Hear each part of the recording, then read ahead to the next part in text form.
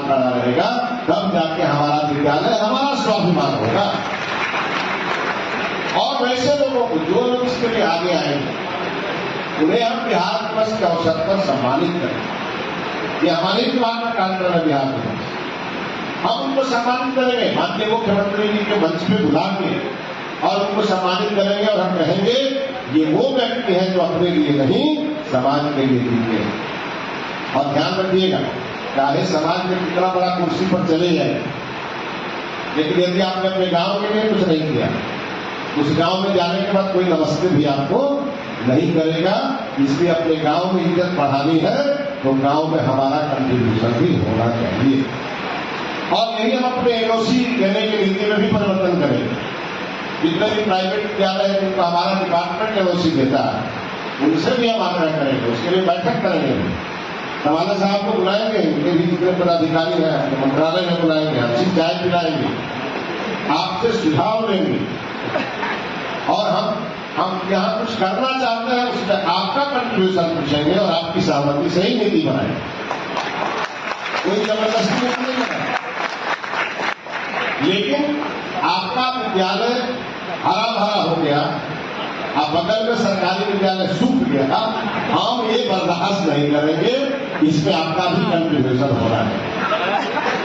विद्यालयों की संख्या बहुत बड़ी और अभी और विद्यालय खोलने की जरूरत है। बिहार में इतनी जनसंख्या बढ़ रही है और हमको सबको पढ़ाना है, शिक्षा मौलिक अधिकार है।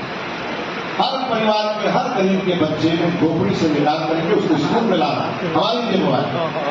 विद्यालयों में बच्चों का ड्रॉप आउट न हो, जीरो हो, इसके लिए हम लगातार काम कर रहे हैं।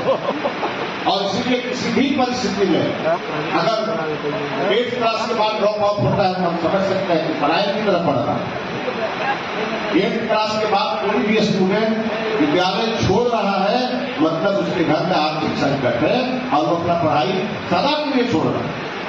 और इसके लिए पूरी तरह से हम अपने मंत्रालय के स्तर पे जिलों में हम अपने डीओ ऑफिस पे पूरी कड़ाई करेंगे। अभी तक हमने 2 जिलों का रिव्यू किया और हम फिर आज दरभंगा का रिव्यू करने जा रहे हैं। और इसलिए आपसे कहेंगे कुछ जिम्मेवारी आपकी भी है कि नहीं है भाई? ऐसा करेंगे ना? किसी गांव में अगर हमारा बहुत बड़ा बिल्डिंग बन गया और हमारा पड़ोसी अगर गरीबी में रहता है तो डकैती हमारे घर में करेगा ना। ये परिस्थिति बंद करना है कि नहीं करना? हम बढ़े और उसको भी हाथ पकड़ के बढ़ाए तभी बिहार बढ़ेगा। और यही काम शिक्षा मंत्रालय ने हमको क्या समझ। आपने आज बहुत सारे बच्चों को प्राइज दिया। मैंने आपसे पूछा कि आप मेंबरशिप वगैरह करते हैं? अपने कहा सब हम अपने रिसोर्स से। इसके लिए एक बात जोरदार ताली बजेगी। समय में हमें जो यहाँ देखे कि आपको बुके मिल रहा था तो 60% ऐसे चेहरे थे जो हमने शायद 15-20 वर्षों से पहले से हमारी पढ़ती। सब लोग प्राइवेट स्कूल एसोसिएशन, मुझे कोई आपत्ति नहीं, अच्छे विद्यालय प्राइवेट में हमें कोई आपत्ति, लेकिन हम उन्हीं को पढ़ाएंगे ना जो आपको फीस देंगे। और हमने एक व्यवस्था की है सरकार के द्वारा 25% उन बच्चों को पढ़ाना है जिसका पेमेंट हम करेंगे आपको, उसको हम सर्वसुलभ करने वाले हैं, एकदम सिविल, उसको पूरी तरह से ऑनलाइन करें, CFMS से उसकी व्यवस्था लागू करेंगे ताकि आपको कहीं जाने की जरूरत नहीं पड़े। और उसकी मॉनिटरिंग का भी सिस्टम लागू करेंगे कि बच्चा जिसके लिए हम फी दे रहे हैं वह विद्यालय में पढ़ रहा है या नहीं पढ़ रहा है और उसके आर्थिक स्थिति का भौतिक सत्यापन भी कराएं। इन सब चीजों को देखते हुए पारदर्शी नीति हमारी शिक्षा विभाग की रहेगी। और हम आपको जरूर चाय पिलाएंगे, आपसे चाय पीने की अपेक्षा भी हमारी नहीं है। अब आप समझ लीजिए, बहुत इशारा करता है। हमारे मंत्रालय में आप आएंगे, आपको चाय बिस्कुट जरूर कराएंगे।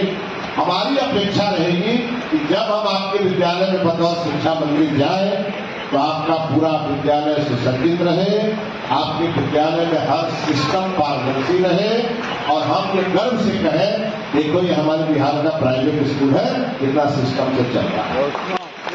और माननीय मुख्यमंत्री जी ने जो 2-3 बातों की ओर इशारा किया, हम उसकी बहुत डिटेल में व्याख्या नहीं करना चाहते। मुख्यमंत्री जी ने बोल दिया अंतिम बात हो उन सब चीजों को बिना कहे, बिना समय लिए उसको रिजॉल्व करने की जिम्मेदारी आप सबकी है, नहीं तो हमारा और अपना मित्रता संकट में पड़ सकता है।